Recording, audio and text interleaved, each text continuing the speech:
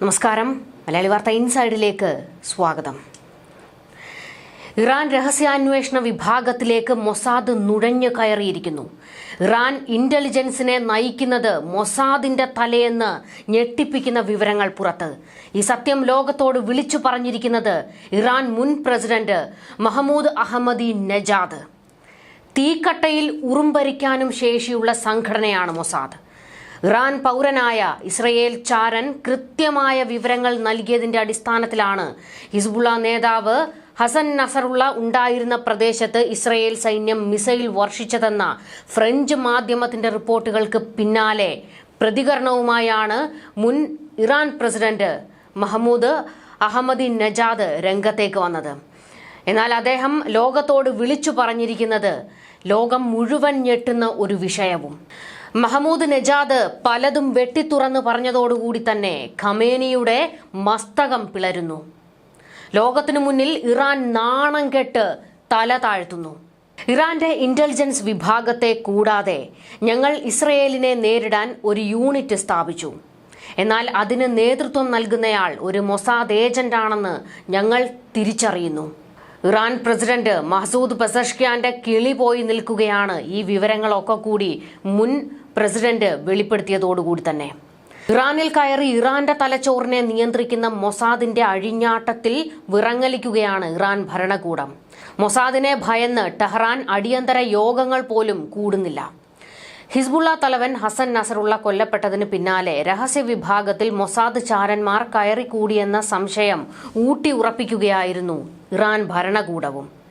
എന്നാൽ അതിനും എത്രയോ മുൻപ് തന്നെ, വർഷങ്ങൾക്ക് മുൻപ് തന്നെ ഇറാനിൽ മൊസാദിന്റെ കൃത്യമായ ചാരന്മാർ എല്ലാ മേഖലയിലും ഭരണകൂടത്തിൽ പോലും കയറിക്കൂടിയിട്ടുണ്ട് എന്ന് ഇപ്പോൾ നെജാദ് വ്യക്തമാക്കിയിരിക്കുന്നത്. ഖമേനിയുടെ നെഞ്ചു പിളർത്തുന്ന മറ്റൊരു വിവരം കൂടി പുറത്തു വന്നിരിക്കുകയാണ്. ഇറാന്റെ ആണവ രഹസ്യങ്ങളെല്ലാം മൊസാദ് ചോർത്തി എന്നുള്ള വിവരം. ഈ വിഷയം മുൻപ് തന്നെ നെജാദ് ഭരണകൂടത്തെ അറിയിച്ചിരുന്നതാണ്. എന്നാൽ അന്ന് ഇറാൻ അത് കാര്യമാക്കിയെടുത്തില്ല. അതിന്റെ പരിണിത ഫലമോ ഇറാന്റെ ആണവ ശാസ്ത്രജ്ഞരെ എല്ലാം തന്നെ മൊസാദ് കൊന്നൊടുക്കി എന്നതാണ്. ഇറാന്റെ ആണവ നിലയം നശിപ്പിച്ചു എന്നുള്ളതാണ്.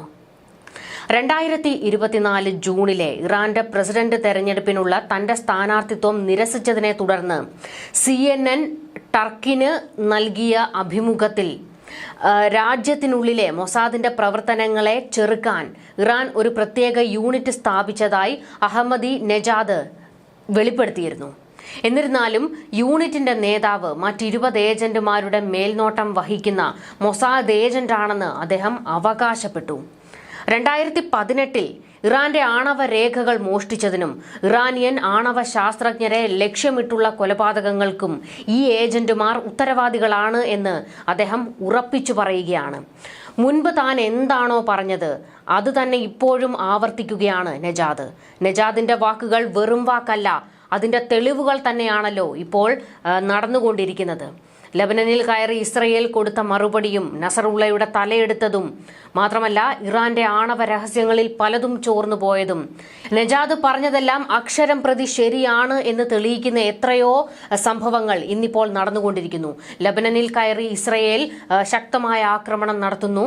ഇറാന്റെ വലങ്കയായിരുന്ന ഹിസ്ബുള്ളയുടെ തലവൻ നസറുള്ളയുടെ തലയെടുക്കുന്നു. ഇത് മാത്രമല്ല, ഇറാന്റെ ആണവ രഹസ്യങ്ങൾ ചോർന്നു പോകുന്നു. ഇതെല്ലാം തന്നെ ഇതിന് തെളിവാണ്. ഇത് മാത്രമല്ല, മറ്റൊരു കാര്യം കൂടി ഇപ്പോൾ ഇതിനോട് കൂട്ടി വായിക്കേണ്ടതുണ്ട്. അതായത് ഇറാന്റെ മുൻ പ്രസിഡന്റ് ഇബ്രാഹിം റൈസി കൊല്ലപ്പെട്ടത് മൊസാദിന്റെ കൃത്യമായ പ്ലാനിംഗ് ആണെന്ന് തന്നെ ഇതിൽ നിന്ന് തന്നെ വ്യക്തമാകുകയാണ്. ഇസ്രയേൽ ഇറാനിൽ സങ്കീർണമായ ഓപ്പറേഷനുകൾ സംഘടിപ്പിച്ചു. അവർക്ക് എളുപ്പത്തിൽ വിവരങ്ങൾ ലഭിക്കുന്നുണ്ടായിരുന്നു.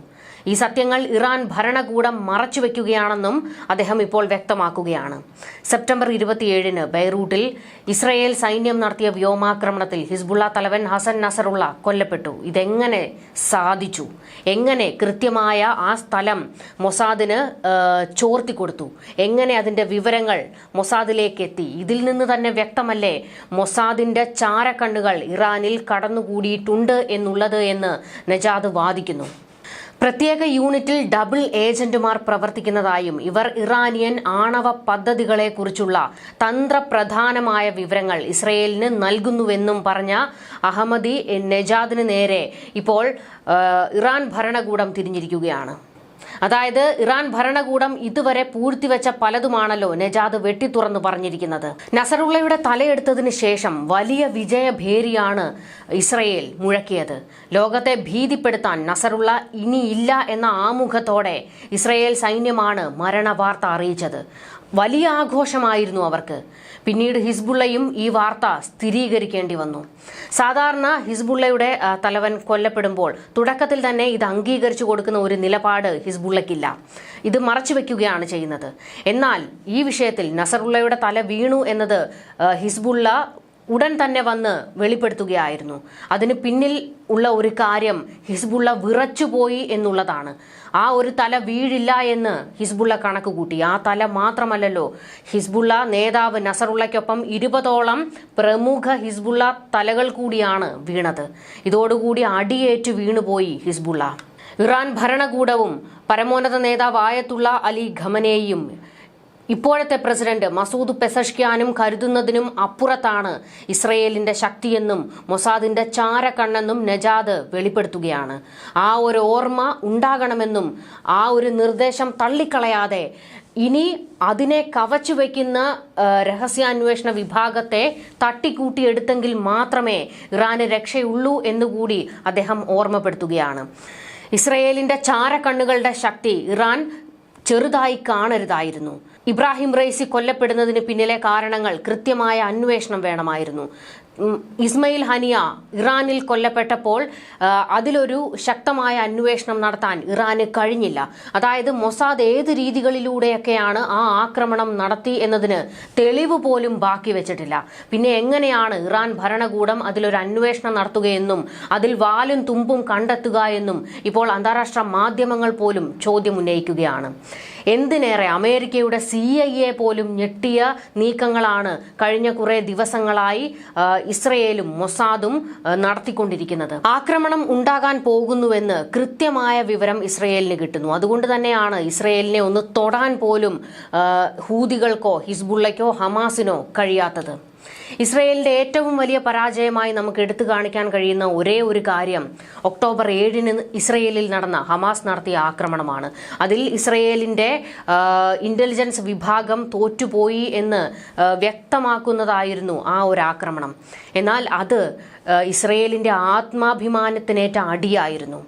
അഭിമാനത്തിലാണ് ഹമാസ് തൊട്ട് കളിച്ചത്. അതുകൊണ്ട് തന്നെയാണ് ഇസ്രയേൽ ഇത്ര റിബലായി തന്നെ യുദ്ധരംഗത്തേക്ക് ഇറങ്ങിയിരിക്കുന്നതും. ഇനി ഒരു തരത്തിലും ഇസ്രയേലിനെ പിടിച്ചുകെട്ടാൻ ആർക്കും തന്നെ കഴിയുകയില്ല എന്നുള്ളത് വ്യക്തമാകുകയാണ്. ഇറാന്റെ തലച്ചോറിനെ നിയന്ത്രിക്കാൻ പോലും ശേഷിയുള്ള സംഘമായി ഇസ്രയേലിന്റെ മൊസാദ് മാറുമ്പോൾ ആർക്കാണ് ഇനി ഇസ്രയേലിനെ ഒന്ന് തൊടാൻ കഴിയുക? ഒരു സംഘങ്ങളും, അതായത് ഒരേ സമയം എത്ര ഗ്രൂപ്പുകളാണ് ഇസ്രയേലിന് നേരെ ആക്രമണം നടത്തിക്കൊണ്ടിരിക്കുന്നത്. ഹൂതികൾ, ഹിസ്ബുള്ള, ഹമാസ്, ഇറാൻ തുടങ്ങി എത്ര പേരാണ് ഇസ്രയേലിനെ ഒന്ന് വീഴ്ത്താൻ കച്ചകെട്ടി കൈകോർത്ത് രംഗത്തേക്ക് ഇറങ്ങിയിരിക്കുന്നത്. എന്നാൽ ഇസ്രയേലിന്റെ രോമത്തിൽ പോലും ഒന്ന് തൊടാൻ ഇവർക്കാർക്കും കഴിഞ്ഞിട്ടില്ല എന്നുള്ളതും എടുത്തു പറയേണ്ട ഒരു വിഷയമാണ്. ഇതുമാത്രമല്ല, ഇറാനിയൻ ജനതയ്ക്ക് സന്ദേശം നൽകിക്കൊണ്ട് ഇപ്പോൾ ഇസ്രയേൽ പ്രധാനമന്ത്രി ബെഞ്ചമിൻ നെതന്യാഹു രംഗത്തേക്ക് വന്നിട്ടുണ്ട്. അതായത് തല ഉയർത്തി നെഞ്ചു വിരിച്ചു നിന്നാണ് നെതന്യാഹു പലതും ഇറാൻ ജനതയോട് പറഞ്ഞിരിക്കുന്നത്. ഇസ്രയേൽ നിങ്ങൾക്കൊപ്പമുണ്ടെന്നും ഇറാൻ ഉടൻ സ്വതന്ത്രമാകുമെന്നാണ് നെതന്യാഹു ഇറാനിലെ ജനങ്ങൾക്ക് നേരിട്ട് നൽകിയ സന്ദേശത്തിൽ പറഞ്ഞിരിക്കുന്നത്. അതായത് ഇനി ഖമനേയിയുടെ തല വീഴാൻ പോകുന്നു എന്നുള്ളതാണോ ഇതിൽ നിന്ന് വ്യക്തമാകുന്നത് എന്നതാണ് ഇപ്പോൾ ഒരു ചർച്ചയായി മാറുന്നത്.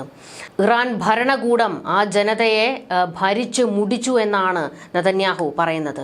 ഇറാനിയൻ ഭാഷയിലുള്ള സബ് ടൈറ്റിലോട് കൂടിയാണ് നെതന്യാഹു വീഡിയോ സന്ദേശം നൽകിയിരിക്കുന്നത്. ഇറാന്റെ പാവകൾ ഇല്ലാതാകുകയാണെന്ന് പറഞ്ഞ നെതന്യാഹു പശ്ചിമേഷ്യയിൽ ഇസ്രയേലിന് എത്തിച്ചേരാൻ സാധിക്കാത്ത ഒരിടവുമില്ല എന്ന് മുന്നറിയിപ്പ് നൽകി. ഞങ്ങളുടെ ജനങ്ങളെ സംരക്ഷിക്കാൻ ഞങ്ങൾ എവിടെ വരെയും പോകുമെന്നും അദ്ദേഹം കൂട്ടിച്ചേർത്തു. നമ്മുടെ രണ്ട് പുരാതന ജനത, ജൂത ജനതയും പേർഷ്യൻ ജനതയും ഒടുവിൽ സമാധാനത്തിലാകും എന്ന സന്ദേശമാണ് നെതന്യാഹു ഇറാൻ ജനങ്ങൾക്ക് നൽകിയിരിക്കുന്നത്. അതായത് ഭീകരരെ എല്ലാം ഇല്ലാതാക്കിക്കൊണ്ട് ഇറാനെ പുതിയ ഒരു പുലരിയിലേക്ക് കൊണ്ടുവരും എന്നുള്ള മുന്നറിയിപ്പ്. ഈ ഒരു മുന്നറിയിപ്പ് സന്ദേശം നെതന്യാഹു കൊടുക്കുമ്പോൾ മറ്റൊരു കാര്യം കൂടിയാണ് ചർച്ചയാകുന്നത്. അതായത് പരമോന്നത നേതാവ് ആയത്തുള്ള അലി ഖമനേയിയാണ് യുദ്ധം വേണം എന്ന് ശഠിക്കുന്നത്. അതുകൊണ്ട് തന്നെ ആ തല വീഴാൻ പോകുന്നോ എന്നുള്ളതും ഒരു ചോദ്യമാണ്. ന്യൂസ് ഡെസ്ക് മലയാളി വാർത്ത ഇൻസൈഡ്.